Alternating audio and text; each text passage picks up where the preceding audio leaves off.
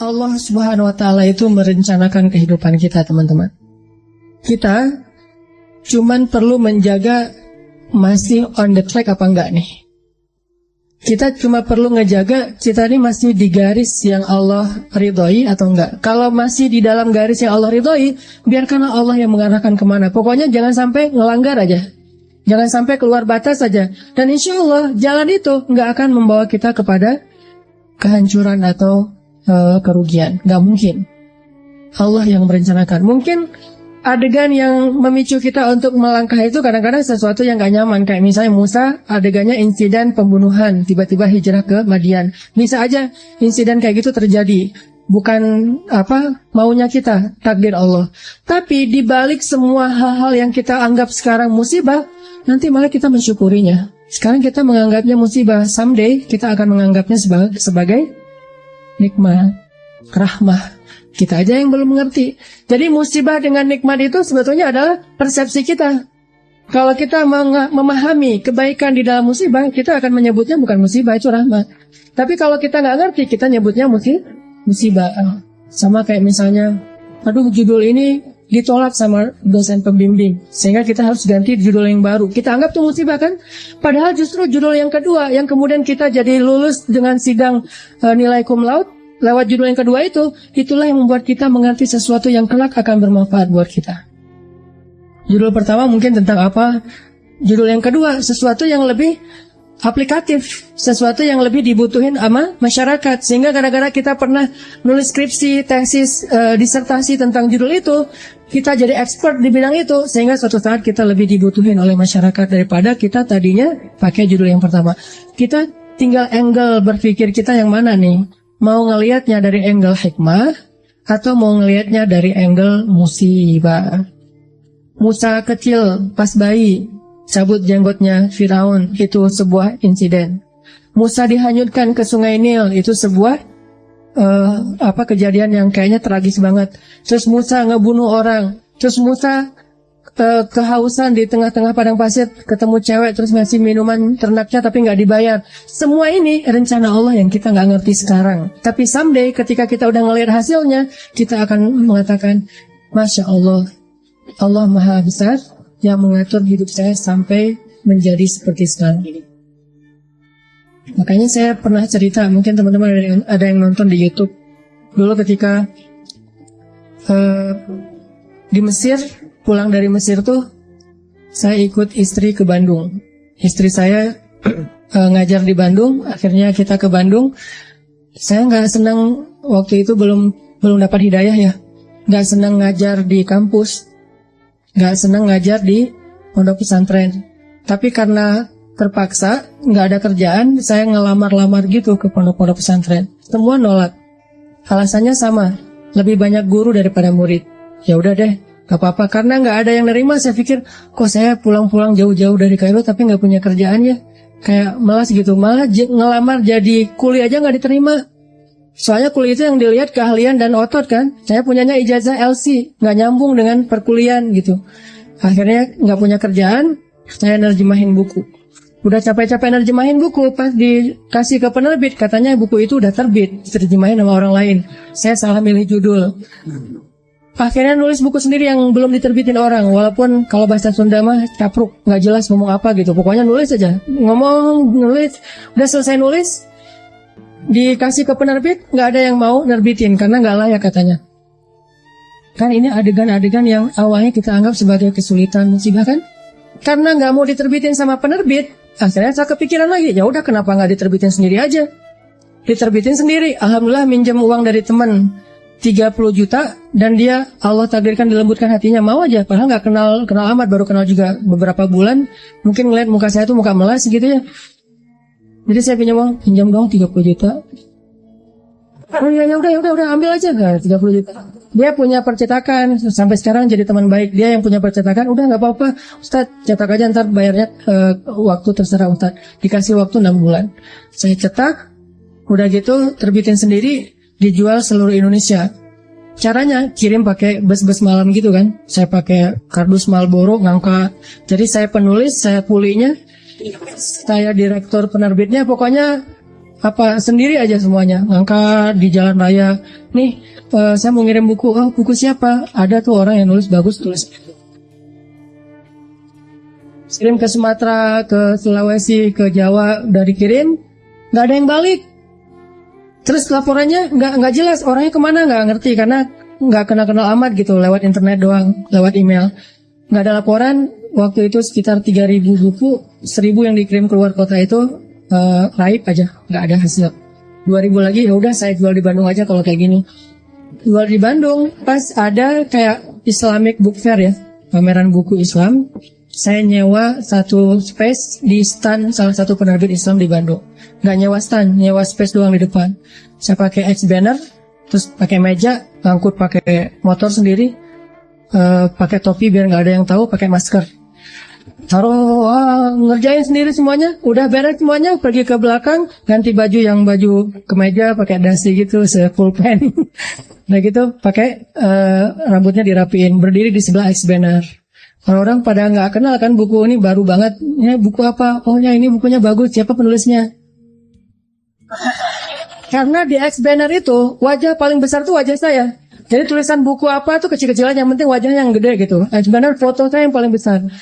Qadarullah, waktu itu saya ngambil foto kan sembarangan aja dari foto-foto lama tuh.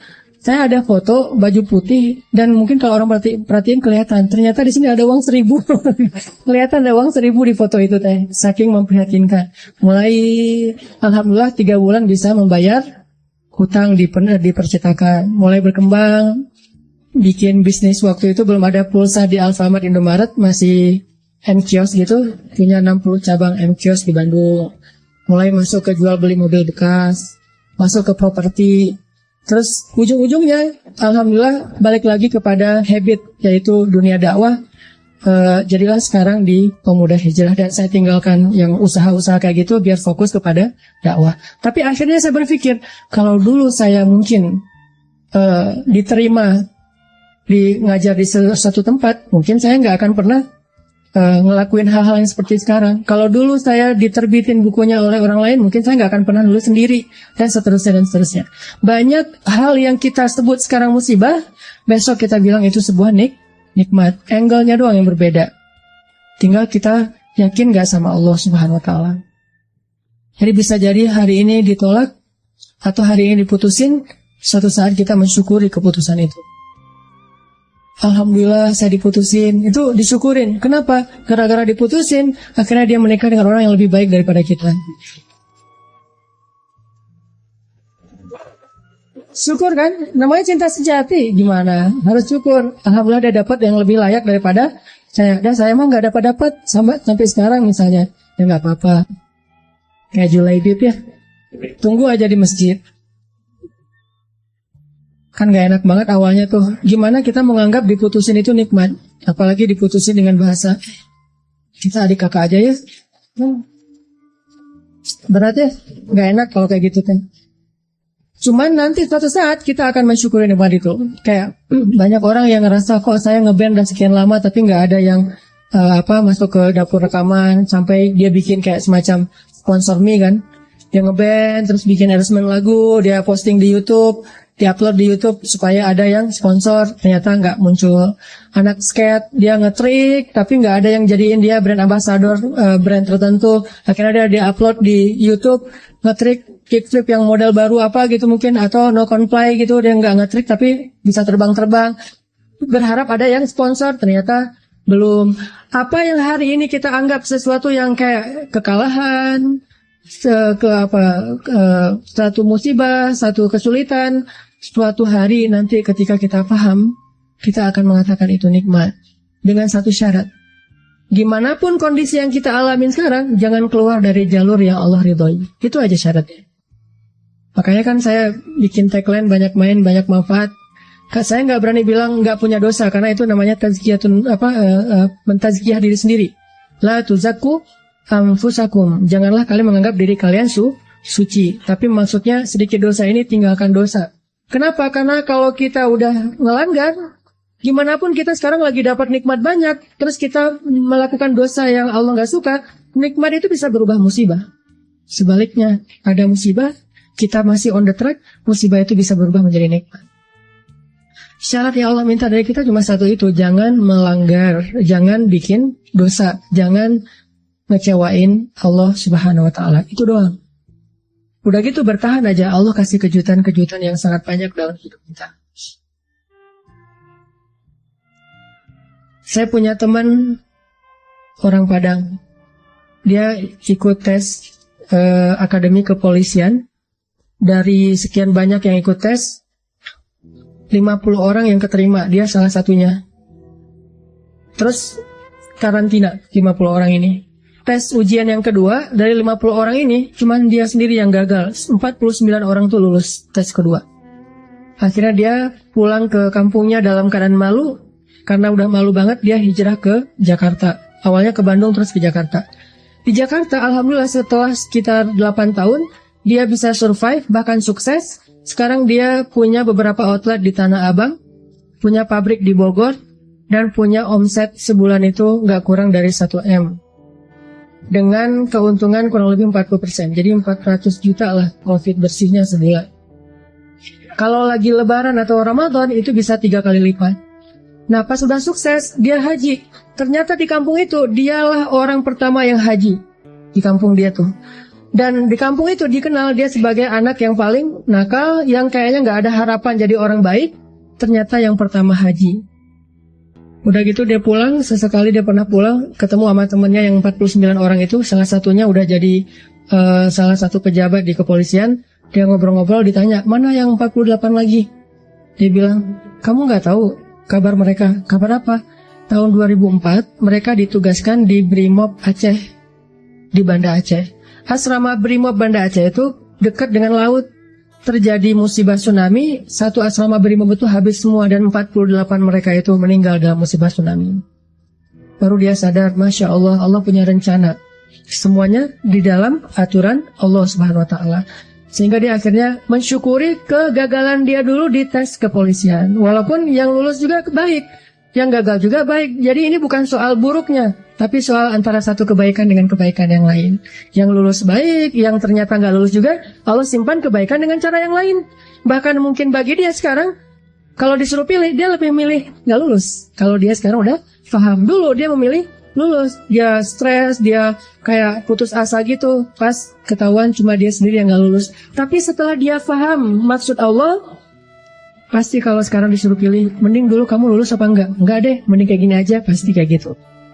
Jadi kita butuh waktu untuk mengerti teman-teman tentang maunya Allah itu apa. Sama kayak sekarang, kita butuh waktu untuk mengerti kenapa di usia segini masih sendiri. Butuh waktu untuk mengerti. Mungkin Allah emang lagi mempersiapkan calon imam kita yang ideal banget. Nah untuk mendapatkan seseorang yang ideal itu kan butuh waktu. Kalau yang apa adanya kan, yang apa diobral gitu kan gampang. Tapi ini karena terlalu istimewa kayak permata, mutiara, itu benar-benar dibentuk saking istimewanya butuh waktu yang lama. Sama kayak kita beli kendaraan. Kalau yang warnanya pasaran kan langsung ready stock ya. Tapi kalau yang warnanya paling unik sendiri kan inden kan. Sampai mau beli satu kendaraan aja indennya bisa 2 bulan. Kenapa? Warna ini jarang Pak, istimewa, sehingga harus inden. Kalau yang ready stock banyak tuh warna standar aja. Begitu juga dengan jodoh. Ada jodoh ready stock, ada jodoh inden. Nah yang inden ini biasanya istimewa. Itu salah satu hikmahnya. Siapa tahu emang dia inden karena lagi mengkhatamkan Al-Quran. Dia berazam, ya Allah saya gak pengen nikah dulu sebelum khatam juz 30. Gak harus 30 juz kan. Sebelum khatam juz 30. Berapa lama? 15 tahun.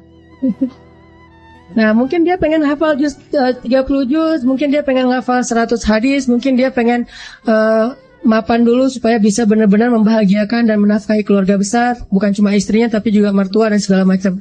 Kita memang akan dikasih oleh Allah pasangan yang istimewa, makanya inden, sehingga kita bersabar. Mudah-mudahan ada kebaikan. La'allahu khair wa ma indallahi khair. Mudah-mudahan di sini ada kebaikan. Apa yang ada di sisi Allah lebih baik. Terus berhusnuzon. Ketemu-ketemu, ternyata emang benar. Wajar kalau kita inden. Istimewa banget. Akhlaknya itu luar biasa. Itu yang dialami oleh Khadijah. Nikah, meninggal. Nikah lagi, meninggal lagi suaminya. Kenapa meninggal? Karena Allah lagi mempersiapkan seseorang yang mungkin pas suaminya meninggal, Nabi Muhammad masih kecil. Tapi Khadijah disuruh punya keluarga dulu biar ada yang ngedampingin dia terjauh dari fitnah. Cuman gak boleh lama-lama, harus pergi karena mau digantiin oleh orang yang lebih istimewa, yaitu Muhammad SAW. Mungkin bagi Khadijah ketika suami pertamanya meninggal itu musibah, nikah lagi. Suami kedua meninggal, lebih musibah lagi. Udah gitu sendiri sekian lama baru ketemu dengan orang yang paling istimewa. Gak ada manusia yang lebih istimewa daripada suaminya Khadijah, yaitu Rasulullah SAW. Allah punya rencana. Awalnya Khadijah menangis, yang kedua Khadijah menangis, tetapi setelah dia faham rahasia yang ketiga, mungkin dia akan mengatakan bahwa inilah yang terbaik untuk saya. Kalau saya tahu ini dari dulu, maka saya akan tahu bahwa Allah itu maha baik kepada saya. Ini artinya Allah punya rencana. Kurang baik apa suami kayak Rasulullah? Mungkin kita yang berada di sebelah kanan ini lagi disiapin sama Allah untuk belajar akhlak dari Rasul, supaya nanti kalau ketemu yang di sebelah satu lagi, insya Allah kita benar-benar bisa membahagiakan dia seperti Rasul membahagiakan. Belajar yakin kepada Allah ini nggak bisa sekaligus, bertahap. Bahkan bisa dibilang ini kayak proyek seumur hidup kita ya. Karena iman kita yang belum sempurna aja udah yazidu wa yanqus. Yazid mungkin cuma 1%, yanqusnya 50% gitu ya. Padahal iman baru 30%, jadi minus. Giliran ada masalah kayak nyalah-nyalahin Allah, meragukan kebesaran Allah, mulai mempertanyakan ketentuan Allah. Sehingga kita cas lagi, seminggu sekali ngecas. Mudah-mudahan charging iman di dalam tongkrongan kita ini jadi fast charging. Jadi cepat naikin iman kita kepada Allah. Karena memang akad kita dengan Allah itu adanya di sini. Kalau di sininya belum beres, masih ada ragu, berarti kita nggak punya akad apa-apa dengan Allah.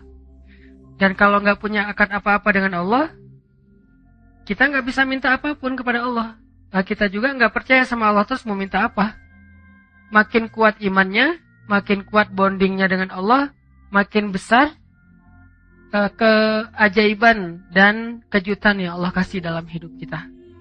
Iman level para anbiya, nanti munculnya mukjizat. Iman level para solihin, munculnya karomah.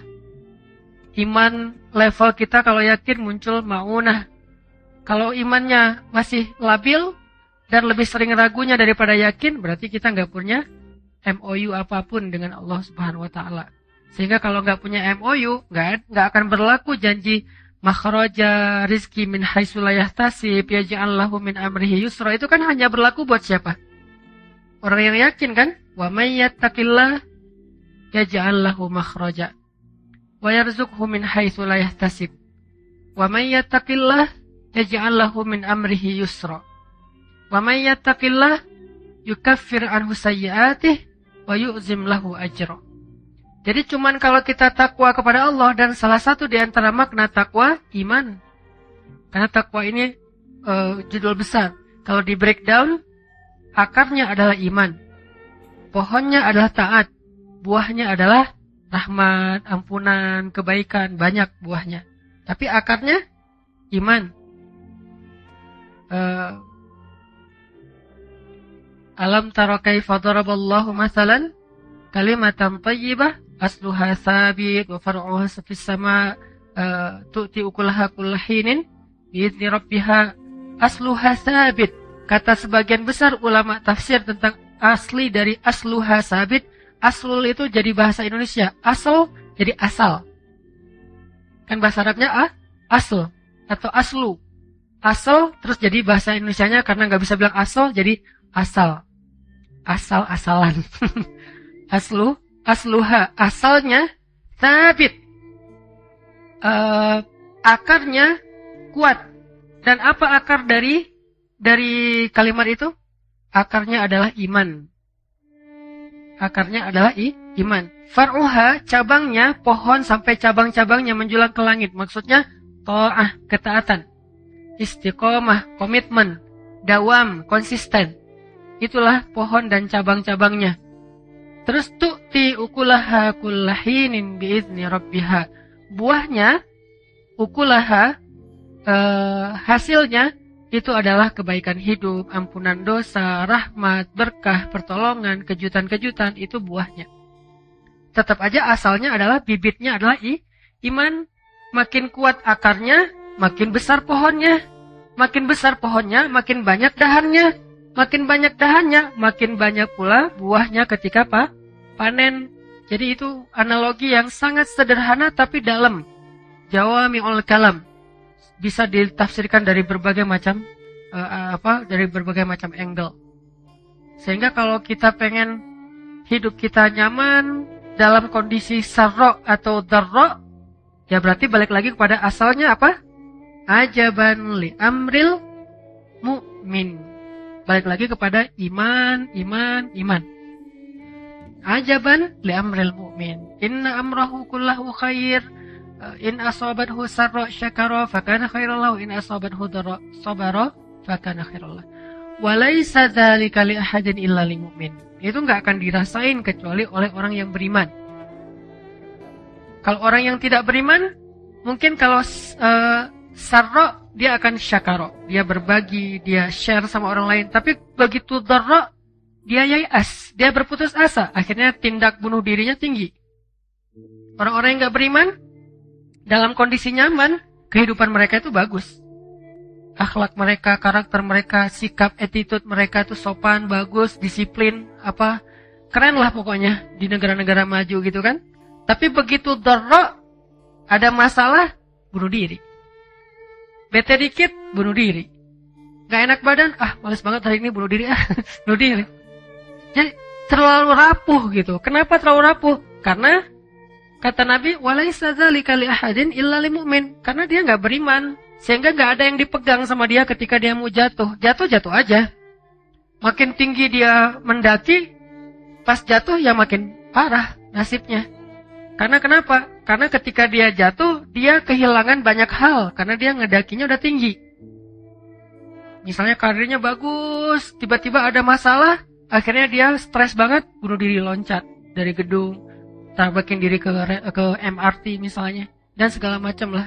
Kasus-kasus bunuh diri yang tinggi di negara-negara itu. Kenapa? Walaysa dzalika li ahadin illa li mu'min. Kalau kita juga kayak gitu, walaupun kita ngakunya orang mukmin, wa ma hum bimu'minin fi qulubihim marad, ada masalah di hati mereka. Masalah apa? Raib, keraguan. Masalah apa? Syak. Enggak yakin sama Allah Subhanahu wa taala. Atau masalah apa? Adzannina billahi dhanna saw, berburuk sangka kepada Allah Subhanahu wa taala. Nauzubillah min dzalik. Sehingga kita cas lagi iman. Alam yajidka yatiman fa'awah wa wajadaka dhallan fahada wa wajadaka ailan fa'aghna. Bukankah Allah mendapatimu dalam keadaan sendiri? Sendiri ini jangan selalu diterjemahin itu ya. Sendiri di sini artinya nggak punya teman atau mungkin nggak punya kenalan. Alam yajidka yatiman, sendiri banget.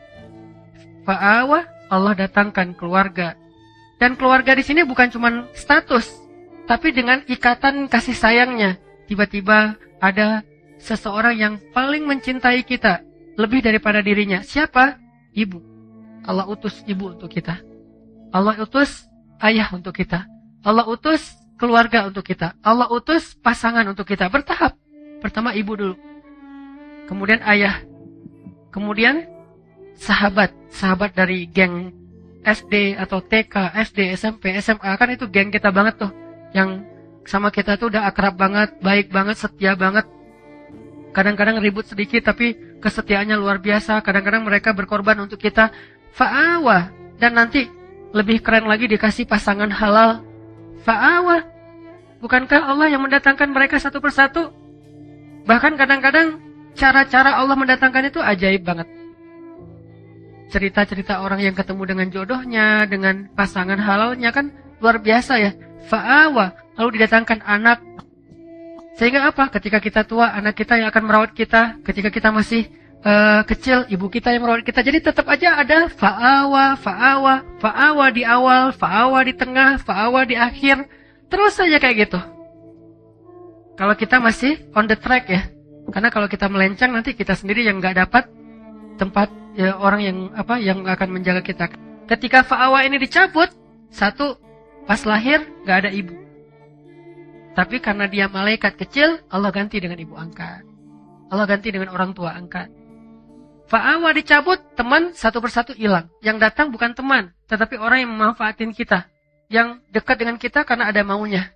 Dicabut fa'awanya. Banyak sih teman, tapi mereka bukan sahabat. Mereka jadi teman kita karena kita masih menguntungkan buat mereka. Berarti kan dicabut fa'awanya sama Allah. Nanti punya pasangan, kalau dicabut fa'awanya lebih sakit lagi tuh, selingkuh. Punya anak, dicabut fa'awanya sakit juga.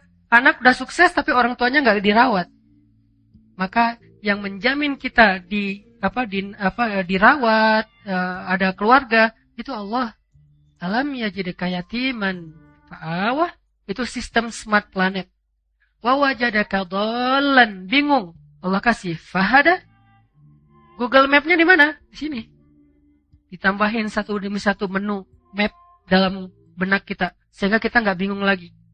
Dalam melakukan ini nggak bingung, melakukan itu nggak bingung. Satu persatu diajarkan dari mulai baca tulis, mendengar, memahami, mengenal. Bukankah itu adalah bentuk Google Map yang lebih rumit di dalam benak kita? Wa wajadaka dhallan fahada. Di sini tempatnya. Yang nggak akan habis baterai, yang nggak akan lost sinyal, yang nggak akan error. Kecuali kita sendiri yang bikin dia error.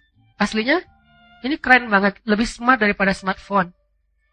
Yang bahkan banyak sekali penelitian bahwa smartnya otak manusia itu entah berapa ribu kali lebih smart daripada komputer. Dikasih. Wa wajadaka ailan fa'aghna. Bukankah kamu didapati dalam keadaan kekurangan, kelaparan, tidak punya apapun, lalu Allah aghna, mencukupkan? Lebih baik Allah cukupkan daripada Allah hilangkan rasa kecukupan. Karena ada orang yang meminta kelebihan harta. Padahal yang paling penting itu kecukupan harta. Karena kalau udah dicukupkan, bukan hanya hartanya yang cukup, tapi rasanya juga cukup. Dan rasa cukup itu disebut dengan qanaah. Ada orang yang dikasih harta berlebih, tapi tidak dikasih kecukupan, tidak pernah merasa cukup. Merasa kurang aja tuh. Dikasih ini kurang, dikasih itu kurang, terus saja kurang. Kenapa? Karena tidak dikasih diangkat kecukupan dalam diri dia. Bukan diangkat hartanya tidak dikasih. Siapa tahu emang hartanya itu adalah bagian dari takdir. Takdirnya emang kaya, tapi dicabut rasa cukup. Sehingga walaupun kaya, dia merasa paling miskin di dunia. Fa'aghna, ketika Allah cukupkan, analoginya Allah simpan harta kita di sisi Allah. Nanti pas kita butuh, Allah kasih. Kan saya sering ngasih analogi kayak kita nyimpan uang di bank kan. Kita kan tenang, nyimpan uang di bank 100 juta, 1 miliar, sekian miliar, tenang kan? Kenapa? Karena kita percaya uang kita di bank itu nggak hilang. Catatannya tuh rapi. Dan kita dikasih, misalnya rekening koran kalau kita minta, atau kita bisa cek secara online. Dan kapanpun kita butuh, kita bisa ambil. Bisa ditarik di ATM, bisa digesek di kasir, bisa juga langsung datang ke banknya. Jadi kita nggak khawatir.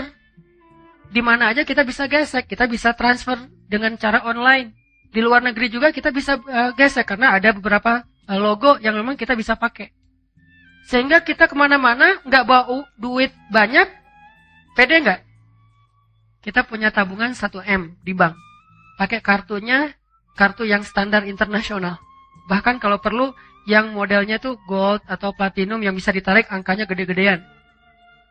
Terus kita ke luar negeri nih, ke Singapura aja yang dekat.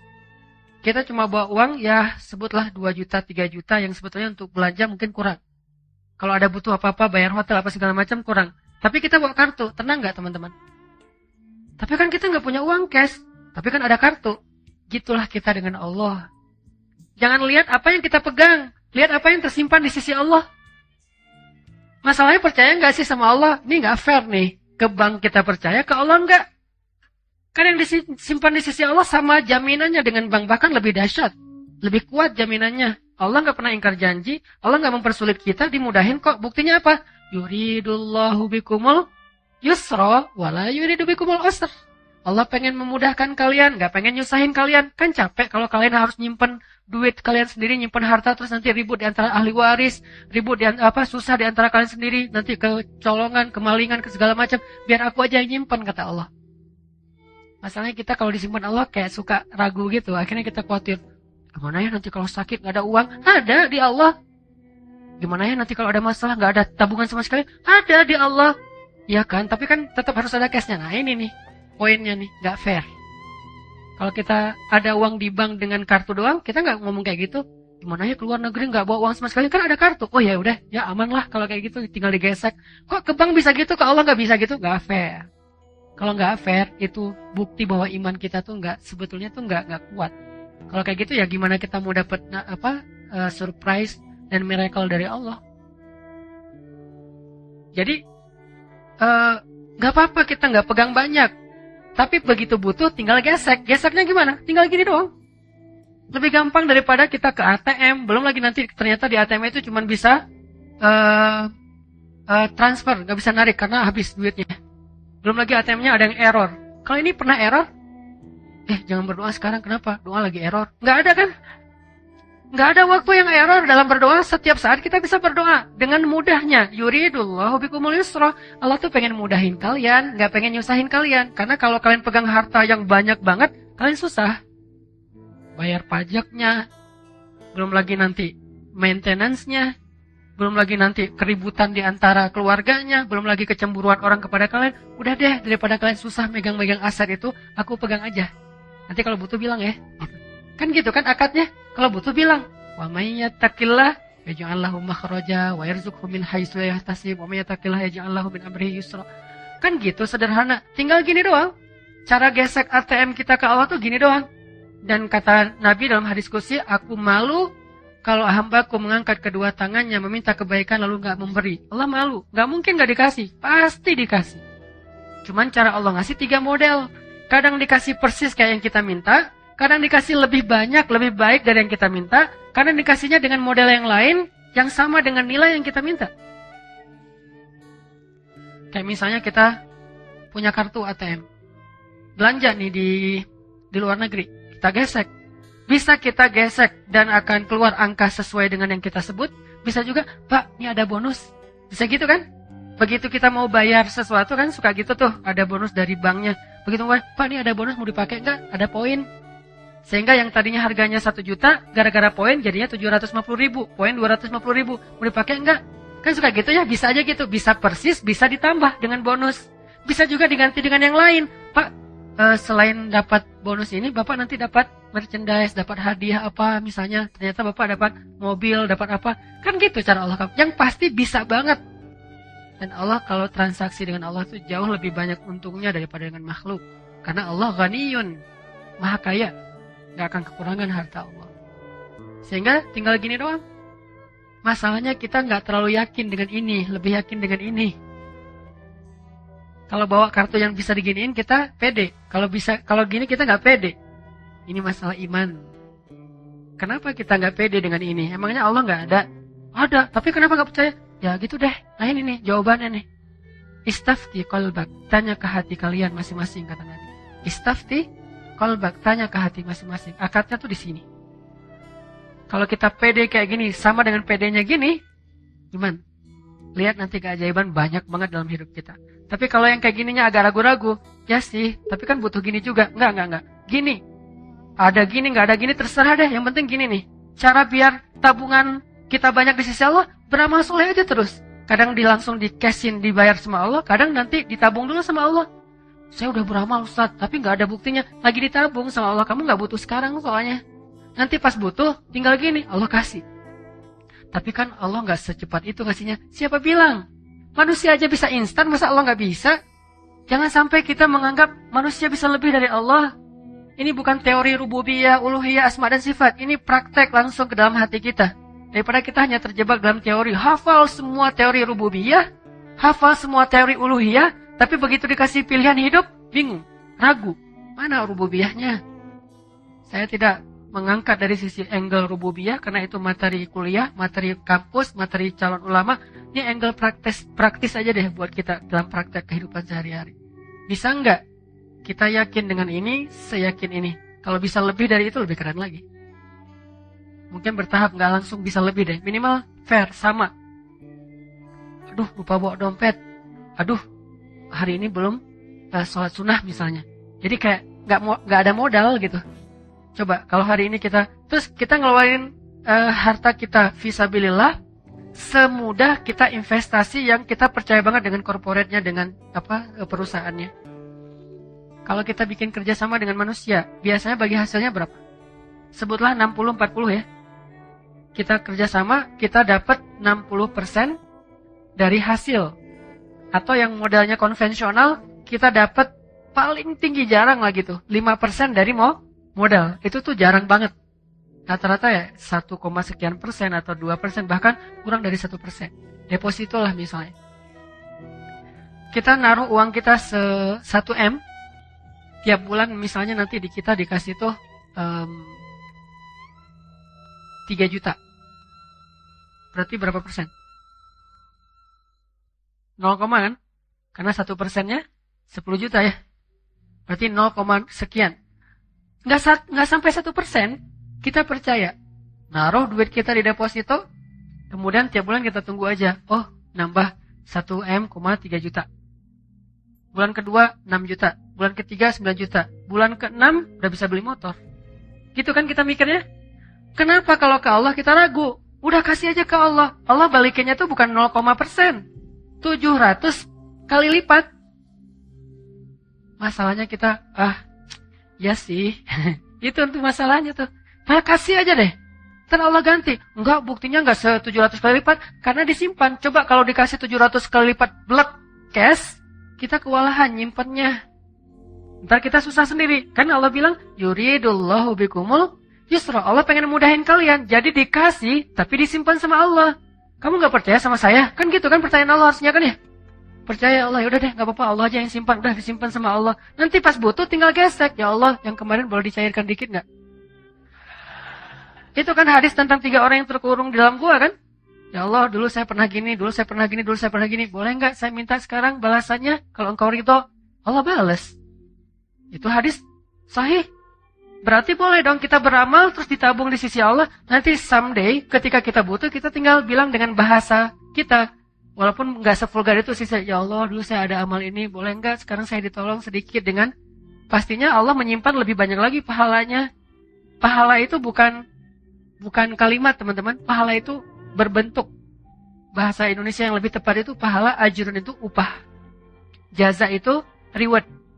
Jadi benar-benar dikasih itu, upah, reward. Cuman nggak tahu dari mana asal kata pahala, saya nggak ngerti bahasa Indonesia asal muasal pahala. Cuman kalau kita terjemahin bahasa yang lebih dekatnya, ajrun, upah, ujroh. Jaza, reward. Dan Allah nge-reward kita banget terhadap semua amal kita. Nggak ada yang nggak di-reward sama Allah. Bahkan lebih baik dari yang kita lakuin. Masalahnya gak semuanya dikasih fisik. Karena kalau dikasih fisik, satu, takutnya kita malah sombong. Aset ada di mana-mana, gaya gitu kan ya. Terus kita jadi malas berdoa sama Allah. Padahal berdoa itu ibadah. Ngerasa udah gak perlu berdoa juga, bisa langsung ngambil. Nah, Allah pengen ngebonding kita nih. Kalau kamu butuh, minta ya. Nah, gak susah dah, minta sama saya juga. Tinggal gini aja, pasti aku kasih kok. Dan Allah yang nyimpen. Kalau Allah nyimpan lebih aman, nggak ada malingnya, nggak ada errornya, nggak ada manipulasinya, nggak ada pajaknya. Allah yang simpan. Mau yang gimana? Kalau kita percaya, ya udah deh ya Allah, sebagian besar engkau simpan aja, saya dikasih sebagian kecil aja, asal bisa punya rumah, punya mobil, punya tabungan dikit, gitu ya. Nanti kalau kurang, tinggal minta lagi sama Allah. Jadi kalau kita benar-benar berakad dengan Allah kayak gitu teman-teman, kayak fairnya kita berakad dengan manusia, apa sih masalah hidup kita? Baru berlaku aja banuli amril mu'min. Orang mukmin itu seru hidupnya tuh, santai, woles, gak ada masalah. Ada masalah?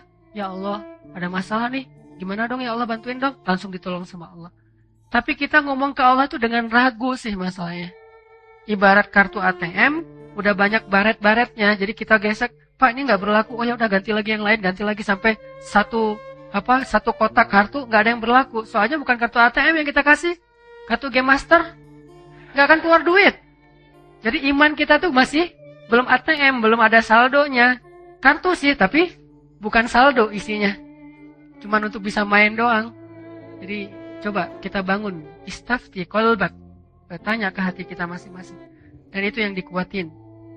Di sini yang dikuatkan. Ada yang pertama mungkin masih kayak sekedar silver, terus naik lagi derajatnya jadi gold, naik lagi jadi platinum, jadi VIP, jadi preferred, jadi apalah kayak gitu-gitu. Bukankah itu selalu berlaku di dalam transaksi dengan manusia dan dengan Allah juga kayak gitu. Lahum darajatun inda rabbihim. Mereka tuh punya level di sisi Allah. Siapa? Mukmin di Al-Anfal. Lahum darajatun. Mereka punya level. Ada yang levelnya cuma silver. Tabungannya sekian, bisa ditarik dalam sehari cuma sekian. Ada yang levelnya mungkin di bawah silver, simpedes misalnya. Narik nggak bisa di ATM, harus ke bank gitu, ngantri dulu. Ada yang di atasnya yang gold, bisa ditarik 100 juta sehari. Ada yang di atasnya yang mungkin platinum, bisa ditarik sekian ratus juta sehari. Ada yang levelnya udah preferred atau VIP banget.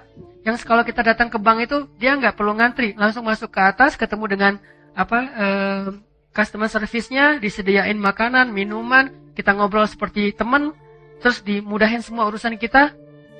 Lahum darajatun. Mereka bertingkat-tingkat di sisi Allah, berlevel-level. Dan level itu ditentukannya di sini. Bukan berapa, tapi apa yang kita rasain dalam hati kita. Dan kita bisa ngukur diri kita sendiri deh. Dari hal-hal kecil dulu. Tenang gak kalau ada masalah? Udah serahin aja sama Allah. Serahin aja sama Allah. Segitu. Dan dimulai dari hal-hal kecil. Bismillah ketika kita jalan. Kalau kehilangan sesuatu, wah, mau diganti sama Allah dengan yang lebih baik. Wah, kesempatan nih. Allahumma ajurni fi musibati wa khluf li khairan minha. Allah sayang banget sama hamba kayak gini. Pas dapat musibah, langsung connect lagi dengan Allah, langsung nge-mention Allah. Kan kayak kita kalau di Instagram tuh ada masalah mention pemerintah gitu kan ya. Mention Pemkot, Pemprov, Presiden, mention Pak Jokowi misalnya, Pak Gubernur, Pak Wali Kota, kan suka gitu kan? Kenapa nggak add Allah dalam bahasa Instagramnya? Kenapa kita nggak nge-mention Allah aja? Ada masalah dikit, ya Allah, ada masalah nih dikit. Allah langsung bantu. Seringan itu. Dan Allah tuh nggak pernah, maaf ya lama nih slow respon soalnya DM-nya numpuk. Nggak ada. Emangnya manusia DM-nya numpuk? Manusia yang WA-nya tuh udah banyak banget sampai ribuan, sampai nggak kebaca. Enggak, ringan buat Allah. Kulla yaumin huwa fi sya'an. Setiap hari Allah tuh sibuk ngurus kita. Walakin wala ya'uduhu hifdhuhuma, tapi nggak capek, nggak kewalahan. Coba gabung-gabung deh ayat-ayat ini, karena sifat dari Al-Quran kan saling menjelaskan kan. Kulla yaumin huwa fi sya'an. Setiap hari Allah sibuk, tapi apakah Allah tersibukkan, repot? Enggak, kata Allah, wala ya'uduhu hifdhuhuma. Allah nggak pernah repot, nggak pernah kewalahan menjaga, memelihara langit dan bumi. Simple hidup kita tuh kalau kita believe, trust, keep the faith kepada Allah Subhanahu wa Ta'ala. Ini yang kita tajdid, teman-teman. Mulai dari hal-hal kecil, bismillah, bismillah, bismillah. Nanti ada agak mentok-mentok dikit, hasbiyallah, la haula wala quwata illa billah. Khawatir dikit, datang teman kita, udah nggak usah khawatir, ada Allah. Itu bahasa lain dari la tahzan, innallaha ma'ana. Merasa lonely gitu, mazannuka bisnain, Allahu salisuhuma. Kenapa kamu pikir kita cuma berdua, bukankah Allah yang ketiga? Terus kayak ngerasa nggak ada daya upaya, bilang hasbiyallah, cukup buat saya Allah, la haula wala quwata illa billah. Dan itu benar-benar miracle, kejadian banget dalam hidup kita kalau kita percaya. Passwordnya iman, passwordnya belief, passwordnya sami'na wa ata'na. Kalau itu benar-benar terasa di hati kita, kalimat la haula, kalimat hasbiyallah, kalimat-kalimat iman itu terasa di sini nih, udah tenang aja hidup, la tahzan. Ala bidzikrillah tatmainnul qulub. Ini semua yang kita omongin malam ini, kalau diteorikan namanya rububiyah. Cuman kita nggak usah terjebak dengan istilah, tapi maknanya yang paling penting supaya kita bisa langsung praktek. Semua yang kita omongin rububiyah, pemeliharaan Allah, penjagaan Allah, kepemilikannya milik Allah, segala macam lah dari makna Rabb. Udahkah kita rububiyah kepada Allah? Apakah kita sudah Rabbani? Atau masih jadi manusia biasa? Kalau cuma jadi manusia, innal insana lafi khusr. Tapi kalau upgrade dari manusia jadi mukmin, illal ladzina amanu qad aflahal mu'minun. Manusia doang rugi, kecuali orang beriman. Beruntunglah orang yang beriman. Mudah-mudahan iman ini kita jaga terus, teman-teman. Kita tingkatkan, kita perbaharui, kita cas supaya kita punya ATM yang levelnya makin naik, Sehingga nanti kalau kita butuh apa-apa kita tinggal gesek aja, ya Allah, ya Rabbi, ya Rabbana, ya Ilahi, atau apapun bahasa doa kita, Allah akan berikan keajaiban dalam hidup kita. Jangan sampai kita berpikir lebih gampang dengan manusia daripada dengan Allah. Enggak, sebaliknya. Kalau kita punya kemudahan dalam urusan dengan manusia, itu karena Allah mudahkan. Karena Allah lembutkan hati orang itu. Karena Allah ikat hati orang itu dengan kita. Kalau enggak juga susah. Ada orang yang enggak kenal siapa-siapa, tiba-tiba ditolong oleh siapa-siapa, karena Allah yang mendatangkan orang-orang itu kepada dia. Itu kejadiannya banyak. Kita pernah pengalaman kayak gitu. Teman-teman kita pernah share pengalamannya tentang itu. Harusnya itu jadi tajdidul iman. Cas iman buat kita. Supaya semakin yakin kepada Allah. Pada malam ini saya pengen ngajak teman-teman untuk tadabbur atau menghayati surat Al-Fatihah. Kenapa penting membahas tadabbur surat Al-Fatihah? Karena surat Al-Fatihah adalah satu-satunya surat yang wajib kita baca di dalam sholat dan setiap rakaat. Sehingga kalau kita pengen sholat kita berkualitas, maka kita harus mengupgrade kualitas Al-Fatihah kita. Kalau kita pengen sholat kita khusyuk, maka kita wajib mempelajari, menghayati makna apa yang ada di dalam surat Al-Fatihah. Kenapa Al-Fatihah letaknya di awal Al-Quran, Ustadz? Al-Quran itu turun dalam 2 proses. Yang pertama, dia turun sekaligus. Kemana turun sekaligusnya? Turun ke langit dunia sekaligus. Dari Al-Fatihah sampai An-Nas turun sekaligus di Lauhul Mahfuz. Kemudian dari Lauhul Mahfuz, dari langit dunia turun kepada Nabi secara berangsur-angsur. Proses kedua. Proses kedua inilah yang kita lihat dengan urutan turunnya Al-Quran. Padahal urutan Al-Quran itu udah tersusun di Lauhul Mahfuz dengan Al-Fatihah sampai An-Nas. Tapi turunnya nggak berurutan. Justru turunnya itu acak.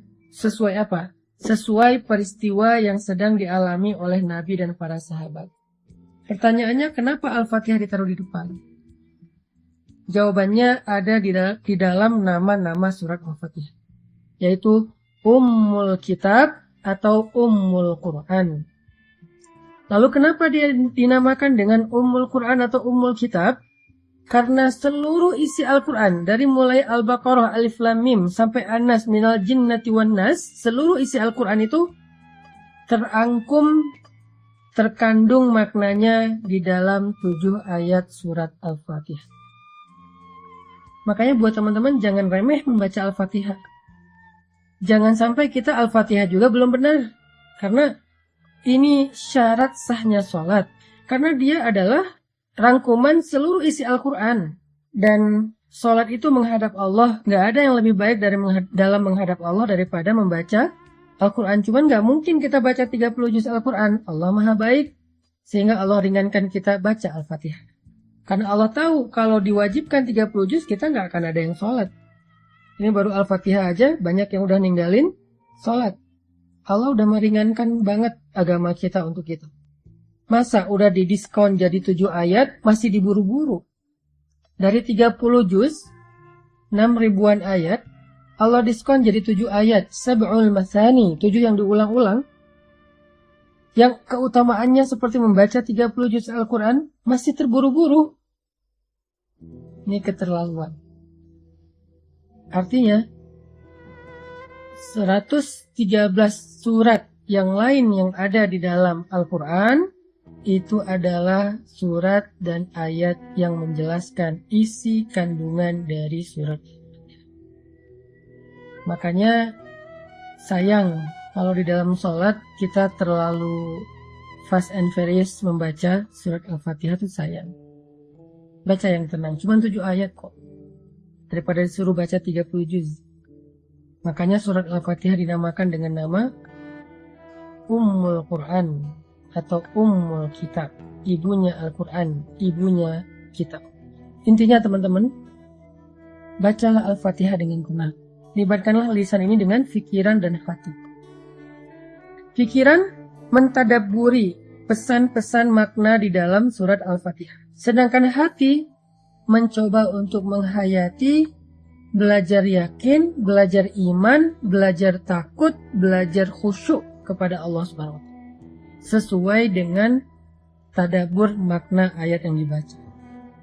Kalau kita bisa connectingkan antara lisan atau telinga, kalau kita berjamaah mendengarin imam baca, lisan dan telinga dengan pikiran dan hati, maka insya Allah bacaan kita itu sudah disebut dengan haqqut tilawah, bacaan yang sebenar-benarnya.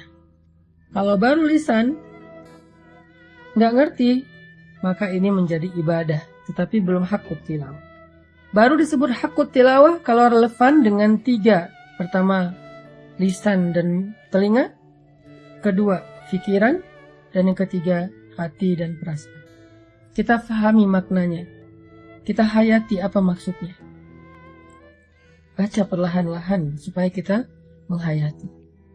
Setiap huruf itu masuk ke dalam hati kita. Terangkai 1 huruf, 2 huruf, 1 ayat, 2 ayat, 1 kata, 2 kata, menjadi ayat-ayat yang berkesan di dalam hati. Itulah membaca Al-Quran dengan hati. Sehingga kalau misalnya kita terburu-buru, kita nggak akan sempat merasakannya di dalam hati. Ketika kita membaca Alhamdulillahi Rabbil Alamin, Allah bicara sama kita. Allah bilang, wahai malaikat, lihat hambaku memujiku.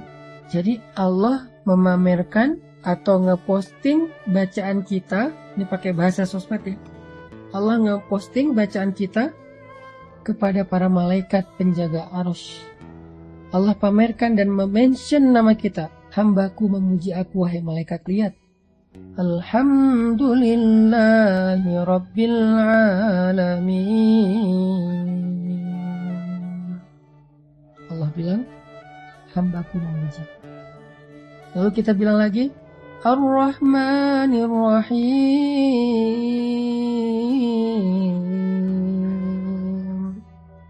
Allah bilang, hambaku menyanjung. Maliki Yaumiddin.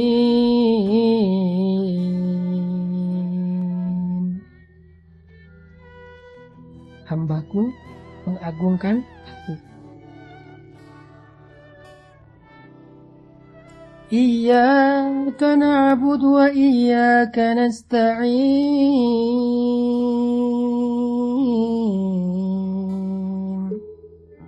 Allah bilang, ini antara aku dengan hamba. Ini perjanjian, akad antara aku dengan hambaku.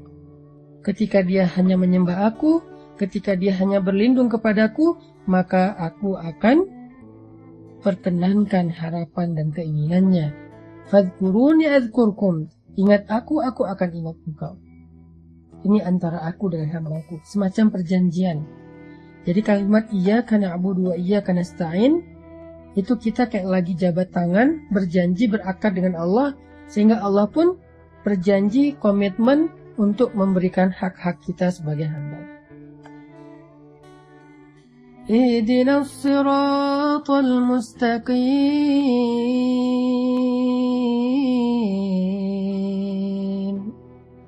Untuk hambaku, apa yang dia minta. Jadi pas kita meminta, ya Allah beri saya petunjuk untuk hambaku, apa yang dia minta. Ini menunjukkan bahwa ketika kita membaca Al-Fatihah, kita itu bukan lagi baca sendiri, nggak ada yang nonton. Ini adalah alasan kenapa Al-Fatihah ditaruh di awal. Kenapa Al-Fatihah penting dibaca di dalam sholat. Bagaimana cara kita membaca Al-Fatihah di dalam sholat. Apa kira-kira pengamalan atau dampak dari surat Al-Fatihah dalam kehidupan kita sehari-hari? Jawabannya pun ada di dalam nama dari surat ini. Kan tadi saya bilang Al-Fatihah ini punya banyak nama. Nama lain adalah Asy-Syifa. Apa itu Asy-Syifa? Asy-Syifa itu artinya penyembuh atau kesembuhan. Sehingga siapapun yang merasa sedang sedih, sedang galau, kecewa, Siapapun yang merasa bingung dan tidak tahu arah dalam hidup, obatnya Al-Fatihah. Allah menjamin siapapun yang mengamalkan Al-Fatihah, memahami, menghayati, mentadaburi Al-Fatihah, membaca Al-Fatihah dengan hati, maka dia akan mendapatkan kesembuhan dari berbagai macam penyakit di dalam hati dan jiwa atau perasaan. Bukan hanya terhadap penyakit jiwa, termasuk penyakit fisik sekalipun. Karena selain asy-syifa, Al-Fatihah juga disebut ar-ruqyah. Kata Nabi, tahukah engkau bahwa Al-Fatihah itu adalah ar-ruqyah? Sehingga dulu sahabat Nabi suka membacakan Al-Fatihah untuk meruqyah orang yang sedang tersengat hewan yang berbisa seperti kalajengking. Kenapa kok dibacakan Al-Fatihah? Kenapa kok diruqyah? Karena biasanya orang yang tersengat bisa jadi panas tinggi. Maka paracetamolnya adalah Al-Fatihah. Jadi kalau ditanya apa efek konkret Al-Fatihah dalam kehidupan kita sehari-hari, dia syifa dan ruqyah. Kalau kita masuk ke rumah yang baru, apalagi lama udah nggak dihuni, Al-Fatihah akan mensterilkan rumah itu. Sehingga kalau kita pengen dapat keberkahan, andalkan Al-Quran, andalkan Al-Fatihah. Awali hari kita dengan Al-Fatihah. Awali pekerjaan kita dengan Al-Fatihah. Tenangkan hati kita dengan Al-Fatihah. Kalau kita mau mendapatkan keberkahan dari ayat-ayat Allah dalam hari-hari kita, dalam rumah tangga kita, dalam pekerjaan kita, dalam kehidupan pribadi kita, maka akrablah dengan Al-Fatihah. Akan Allah berikan hal-hal yang gak pernah bisa kita jelaskan secara teori atau ilmiah. Libatkan Allah dengan Al-Fatihah. Jemput pertolongan dan rahmat Allah dengan Al-Fatihah.